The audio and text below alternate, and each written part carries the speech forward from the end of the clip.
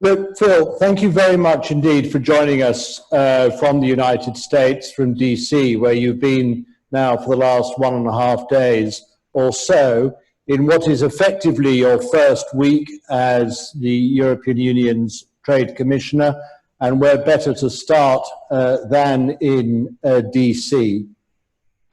I mean, it's a very challenging time, in my view, to start as a trade commissioner when there are so many serious question marks over the health and what some would say, you know, the future of the rules-based international trading system. Because having seen in what the last 2-3 decades, the global economy performing like a giant business efficiency machine, by embracing global supply chains, oodles of, you know, low-cost labor and technology and trade barriers disappearing at the border.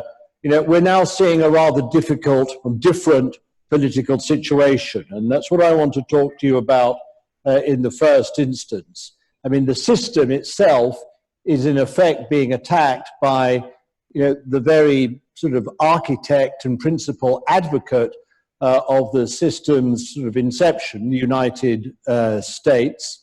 The sort of pro-growth, pro-competition rationale for the removal of trade barriers is now being increasingly questioned.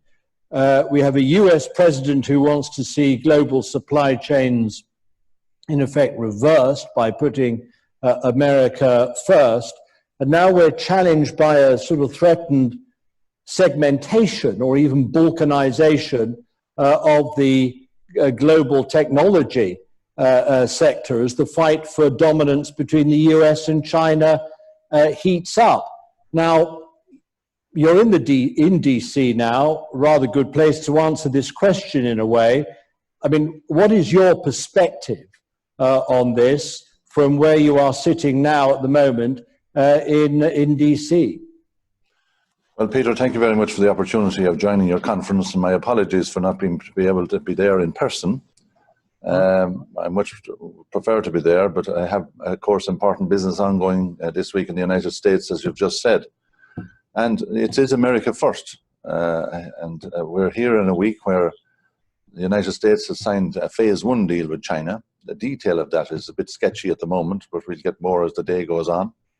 But it's demonstrating the strategic geoeconomics and geopolitics that's at play by the United States and of course China in terms of dominance economically and socially, but particularly economically. And the United States president has certainly decided that tariffs is a way of concentrating the mind and getting people to the table. And he is obsessed with trying to reduce the deficit with his geopolitical and geoeconomic competitors.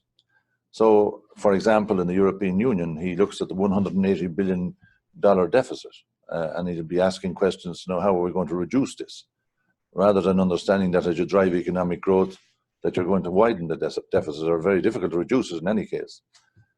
He doesn't seem to take into account as well that 66% of all EU exports to the United States contribute to further job creation in the United States. So these are all, I suppose, issues that he has, gone against the natural instinct of what policymakers would have been doing over the years, and talked about how he can win the next election and thinking a bit short term between now and November in terms of getting results. But do you think that his threats against China and the tariffs he's imposed have actually caught their attention and brought them to the table and extracted some real concessions from them? Well, the devil is in the detail, and what we have seen is that in terms of what he can communicate is $200 billion worth of additional exports from the United States to China in various sectors, and this is what he's playing up. Whether he has got a systemic change of mind by the Chinese in terms of how they do business, by their state-owned enterprises and industrial subsidies and their forced technology transfer and all of the issues and problems that we see, and the challenges from China, I don't know. I mean, but this is an agenda that they will pursue. Both the Financial Times and the BBC here, I mean, that being my definition of media balance, are saying that the deal is limited in scope and does not address some of the biggest sources of tension between the US and China. It doesn't deal with commercial cyber theft. It doesn't deal with Beijing's very large subsidies. So that there's some skepticism kicking in about the deal here. Well, that's the type of messages that we would have got in the last couple of hours. But at the end of the day, we want to see what is actually going to be part of the phase 2 negotiations. You're right in saying that the structural reforms that the European Union share with the United States in tackling China in relation to the agenda you've just outlined are not addressed in this deal to the extent that they are probably playing up in the United States. But he's a transactional president, and therefore he will play up the $200 billion of actually additional exports to the Chinese, and the removal of some tariff barriers and the regulatory reform agenda that he has also announced. So in any case, they have stepped outside the usual framework for doing deals. They have gone into a situation where they're pre-WTO formation of 25 years ago, and they're dealing directly on a bilateral basis, and we'll have to assess it as well to see is it WTO compliant. Yeah.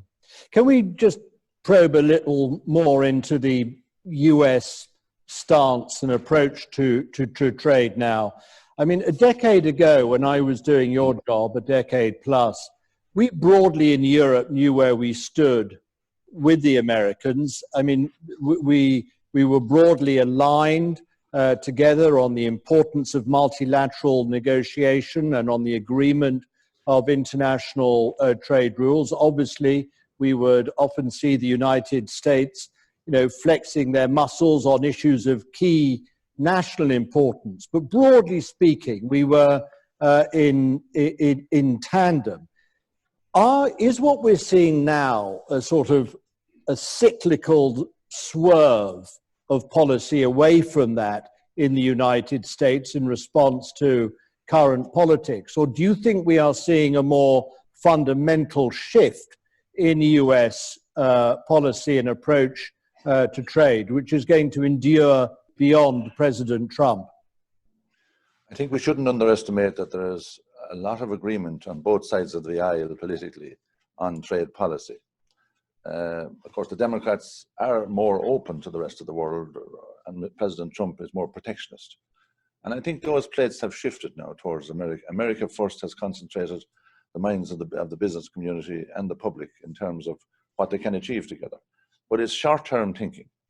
Between now and the November election is what Mr. Trump is thinking about, and particularly 6 federal states. So therefore, the impact of what we're seeing today won't be felt in a negative way between now and November, because when you impose tariffs, you're imposing additional costs on the consumers and businesses in the medium term. And we have more tariffs today now, even arising from the deal that the US have done with China. There's 20% tariffs on both sides. They have not been removed. Yeah. So these are additional costs in terms of inputs as well as the final products for the consumers and businesses of the United States. Now that won't be perceived, between now and the November election, but the headline will be perceived, and the activity that he's trying to generate economically will be perceived. But it is going to mean that the costs of doing business, the cost of living is going to go up in the medium term. Even though we share in the European side with the United States, common values, and the relationships over the years have been very strong, and we've integrated supply chains. We see now that with the threats that he's imposing in relation to America first, arising from his policy, that we have to readjust as well on the European side to take account of this. So business and governments, all working together, have to develop relationships about what is actually the situation in terms of improving our competitiveness and driving the economic agenda. So if we can have a level playing field with the United States and with China, and we need a referee in the WTO, albeit a reformed WTO, we can do business. But there's no appetite in the United States for this agenda at the moment.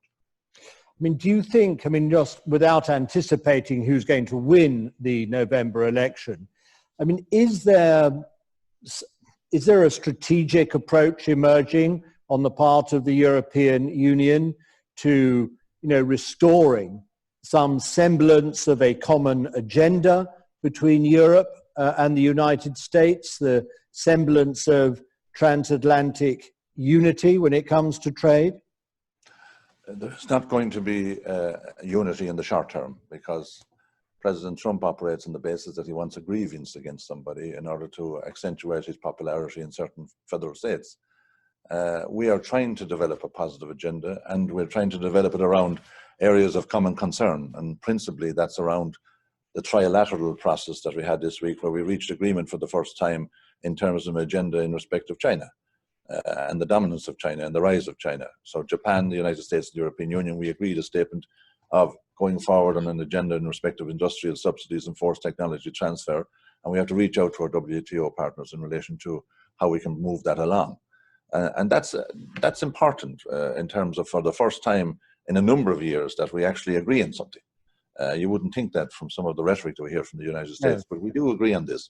And Europe has to strengthen its own toolbox in relation to its trade defense measures, its regulations as well, in order to challenge either the United States or China as a global power in relation to protecting our own interests in Europe. So it's forcing Europe to rethink the tools that we have in order to protect our economic interests in the European Union. And we have to develop new instruments to do that. But at the same time, we have to build a relationship with China on the one hand on common areas. And we're trying to do this through an investment agreement, which we're negotiating at the moment with them. And also we are trying to develop a transatlantic positive agenda, but it has to be centered from the Americans' point of view around the threat of China. This seems to be, the political obsession. I want to come on to China in a moment and just put one or two things to you, but just sticking with the United States, in talking of new instruments, the European Union is considering operating new digital taxes, which are going to have the greatest impact on US tech giants. European Union also thinking of introducing a carbon border tax. I mean, won't the Americans view both of those instruments, if they're introduced, as effectively as a declaration of war by Europe on the US? Well, it's interesting that Amazon has come out in favor of a global tax in relation to the digital sector. They're not happy about the fact that some member states in the European Union have gone ahead outside of the work that's to be completed in the OECD process in order to impose some taxes on tech companies. And they're not happy with the criteria that's developing in the OECD either. So there's work to be done here. And you're right that the United States will challenge this particular tax, and they are doing so and threatening to do so with tariffs.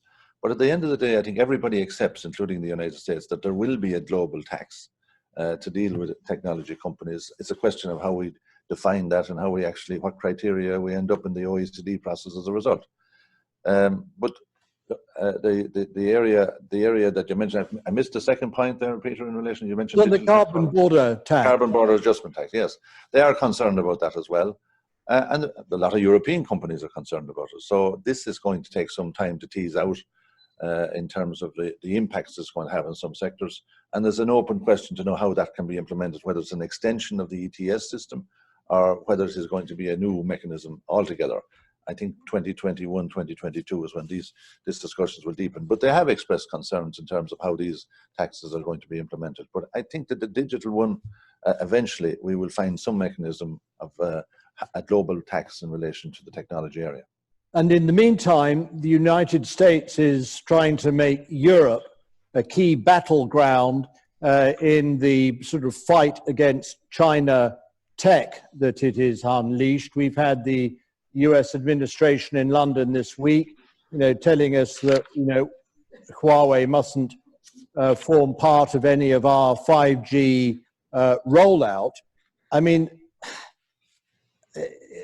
can we really afford in Europe, given that there's no serious performing or similar cost alternative to Huawei, can we really afford to fall into line behind the Americans in their demands in this way? What Europe will be doing is, like we always do in a very open market that we have in the European Union, the most open in the world, is that we will develop criteria by which people can trade fairly. And we can't say to Huawei, you cannot come into the European Union. That's not the way we want. We want to develop the necessary rules and disciplines for that people and companies can actually trade within the European Union in a very open way, whether it's Huawei or not. So we don't subscribe to the notion that whatever you do, you block Huawei if they actually implement the rules of the game in this internal market of the European Union. All competition is welcome, but it must be fair. But the US is saying to the UK this week that if we don't fall into line behind their demands on Huawei, we're going to lose their intelligence and security cooperation. I think that's a bit of saber rattling. Price for us to pay? I think that's a bit of saber rattling. I don't think that will actually happen at the end of the day. I think everybody has an interest in making sure that we're safe and secure, and I think that the United States, at the end of the day, you can call their bluff on that one. Let's talk about China. I'll pass on your views.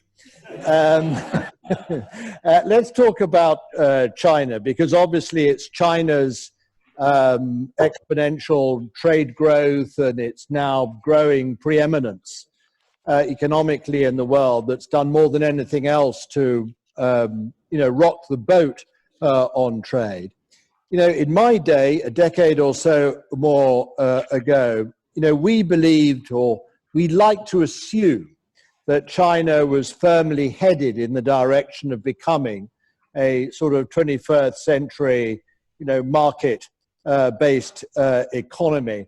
I mean, do you think, in your assessment now, do you think that expectations were too high on our part? Do you think we were deceiving ourselves, and that with its giant state industrial policy machine and its huge spending in the economy, we were naive in this assumption, and that actually we have to think again and reframe the entire trading relationship with China, given that we're competing on rather uneven, and many would say unfair, playing field? Well, I think as far back as 2004, Peter, yourself predicted that, that China was going to be the great change of our time.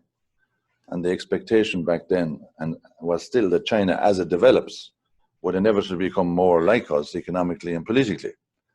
It hasn't actually worked out precisely like that.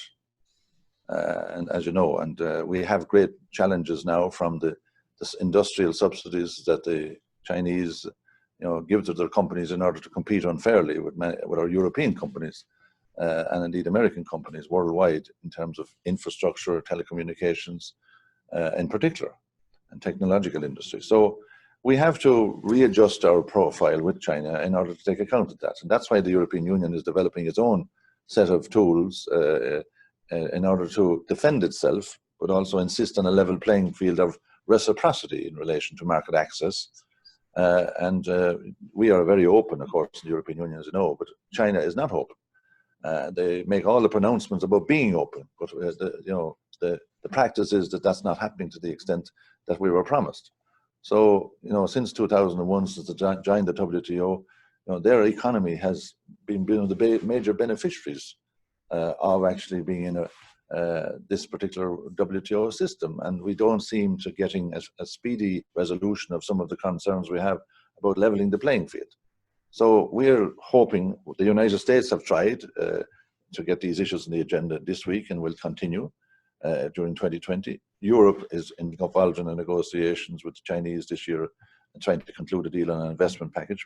All of the issues around industrial subsidies and market access will be on the agenda as well. So by the end of this year, China has to make up its mind. Does it want a number of difficult relationships with the United States and the European Union or not? And do they want to make the necessary adjustments in order to have this level playing field that we're all supposed to sign up to?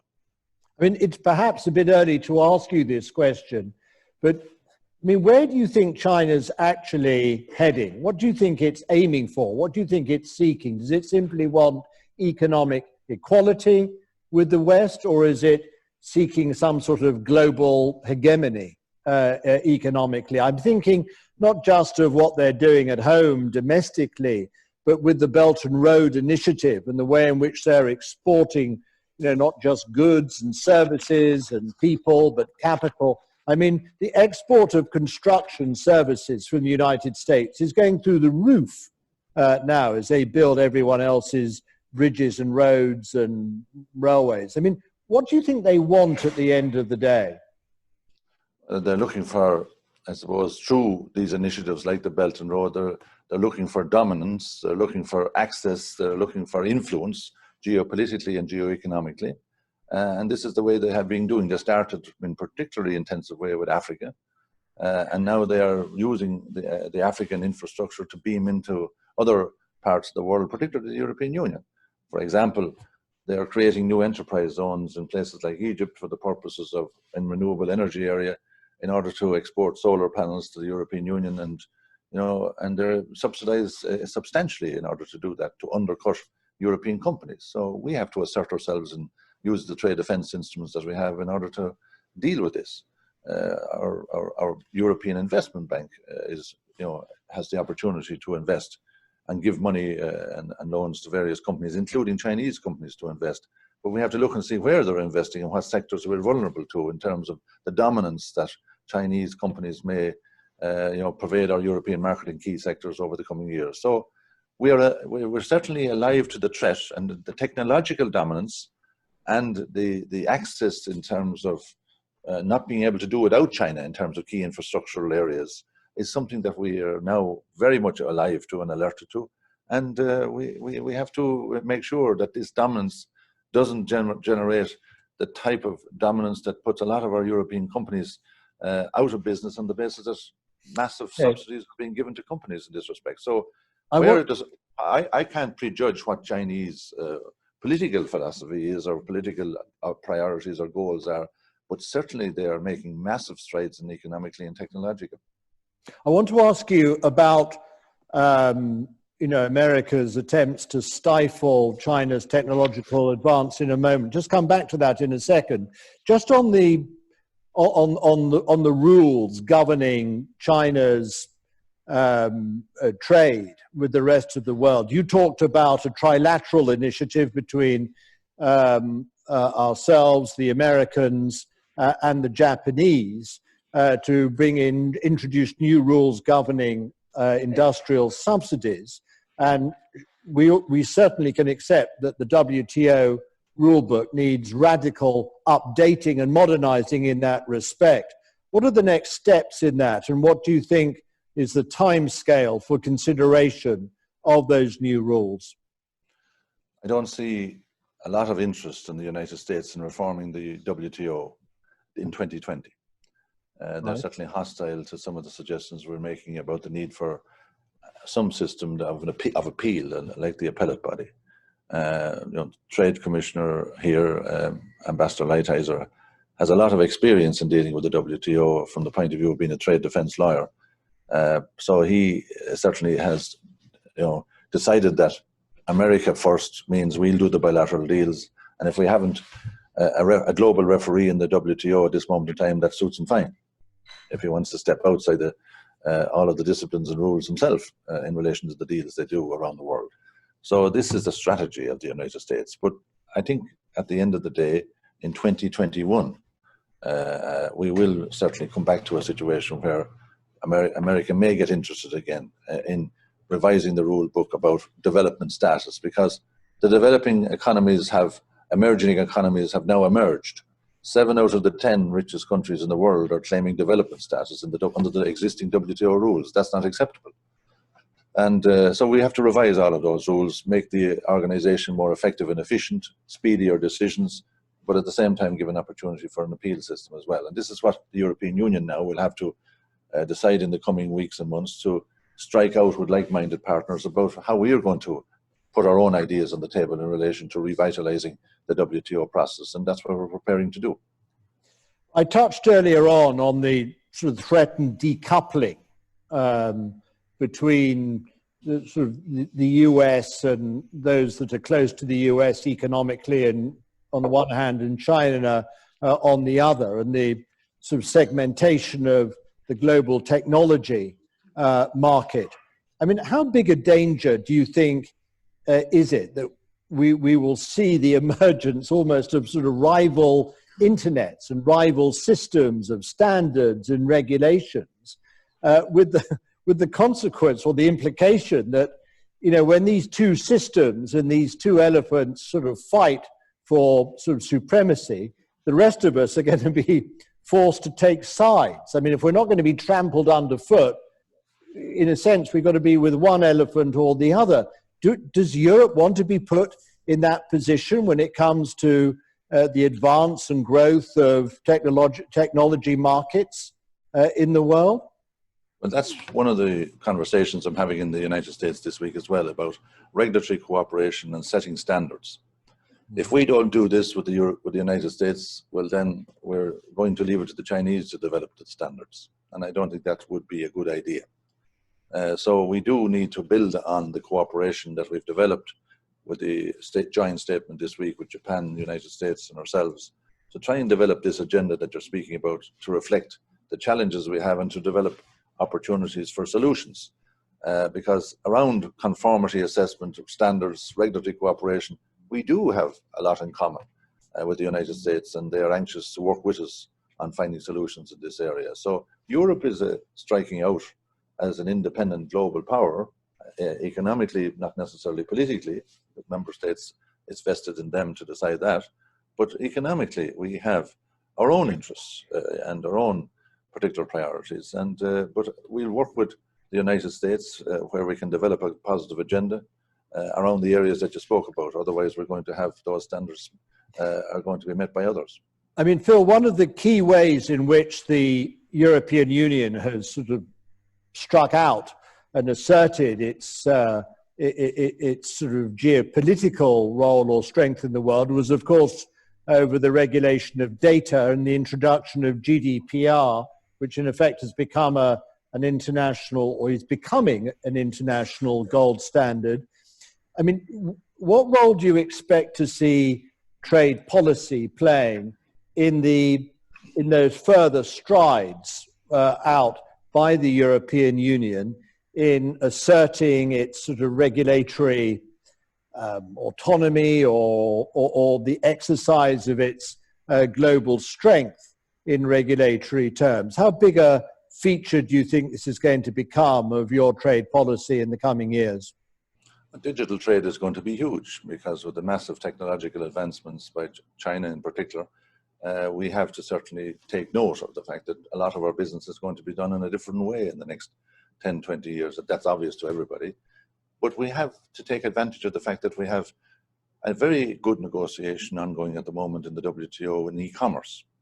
And this is some message that I was trying to convey this week as well to the United States, to work with us in order to ensure that we set the necessary rules of the game and the disciplines at 164 country level, rather than trying to do it bilaterally as they've been trying to do it with China in this phase one negotiations, which they haven't succeeded that much. They've left it to the next round of negotiations, and it could be a never-ending process. But we can do a deal in 2020 on e-commerce if we cooperate better together in relation to some of the areas of concern on the digital trade area.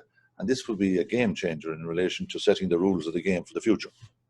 So the role of Europe, in a sense, is to be an innovator, to quicken the pace of reform and in the introduction of new regulatory frameworks and standards, but also to work collaboratively or plurilaterally with other key players inside the WTO. Is that an accurate portrayal of what you're... That's it, but of course,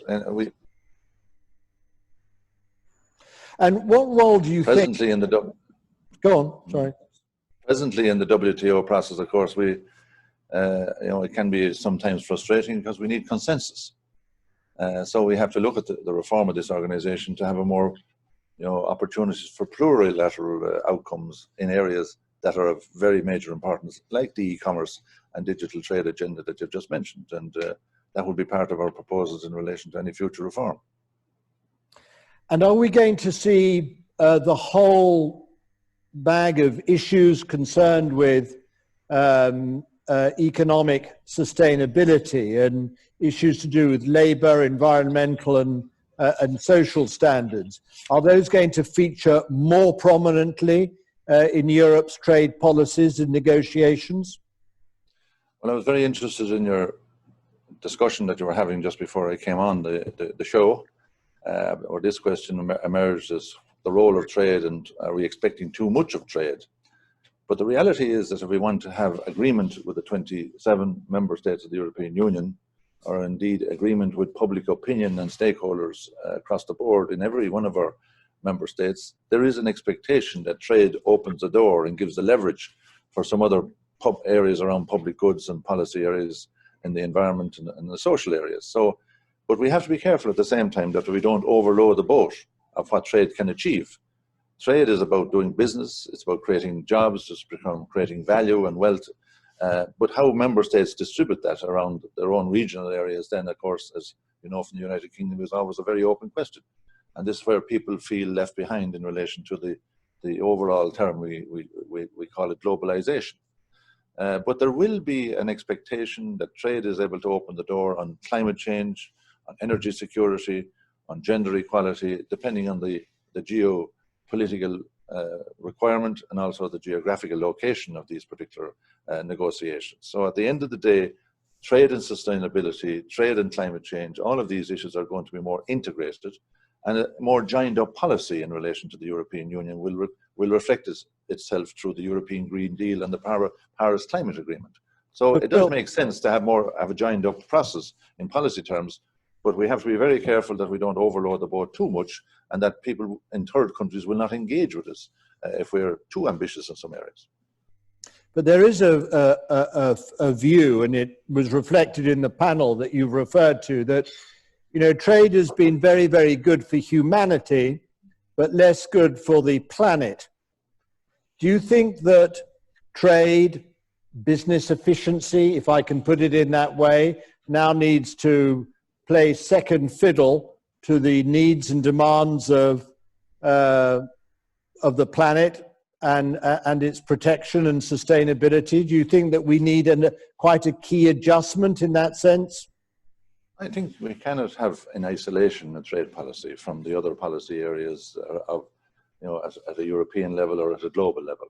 So if we're signing up to the Paris Climate Agreement, if we're signing up to the United Nations Sustainable Development Goals, these are the joined up thinking that's required, which can be, where trade can be utilized to the full in terms of getting the leverage on these issues, I think is good politics, and it's good, certainly, recognition for public opinion and our stakeholders that we are actually not ignoring trade policy in the context of what other policies have to be implemented as well in terms of national policies. But trade will play a role. But the point I'm making is, I suppose, that if we have a trade policy in the European Union where our expectations are so ambitious in relation to what we require on sustainable development and on climate, that we may not find the willingness for countries to take part with us in a more holistic way. But Europe is going to be to the forefront in pushing the boat out as ambitiously as we possibly can,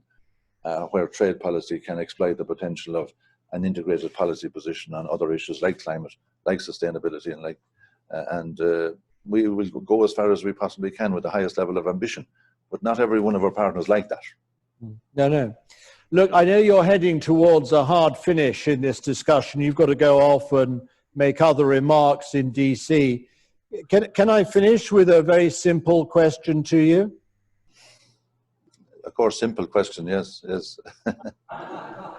What do you think is the percentage likelihood of us ending 2020 with a de minimis tariff-free, quota-free trade agreement between the UK and the European Union? I like you a lot, Peter, but I'm not going to negotiate it with today. But certainly by the end of the year, we're not going to get everything that's in the 36-page document called About the Future Relationship agreed, because Prime Minister Johnson has decided that he wants to have everything concluded by the end of the year. It's just not possible, especially if he has to make a decision about transition by the 1st of July. So I think in his meeting with the President of the European Commission last week, I think she came out of the meeting certainly of the view that we have to prioritise. And we will prioritise this in the context of the mandate of the European Council, which will be agreed on the 25th of February. So you know well from your experience that between the 25th of February and the 30th of June, we are not going to finalize a trade deal between the European Union and the United Kingdom.